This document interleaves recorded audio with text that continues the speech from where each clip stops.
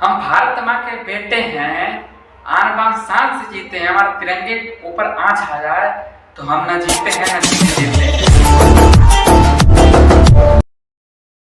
तो नमस्कार दोस्तों, कैसे हो?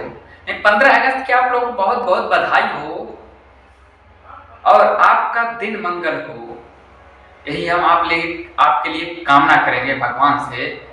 तो हमारे देश को 76 साल होने वाला है, 4 महीने बाद 76 साल हो जाएगा आज़ाद हुए हमारा देश। और उससे पहले हमारी माताएं बहनें क्या दुष्कर्म सही थी, परदादा परदादा क्या दुष्कर्म सहे थे, उसके बाद हमारा देश आज़ाद हुआ है। उससे पहले इतनी बुरी हालत थी हिंदुओं की, क्या ही बताया जाए। बीती हुई बात कभी बताई नहीं जाती और बीता हुआ दिन कभी आता नहीं है, पता है आप लोगों को ना।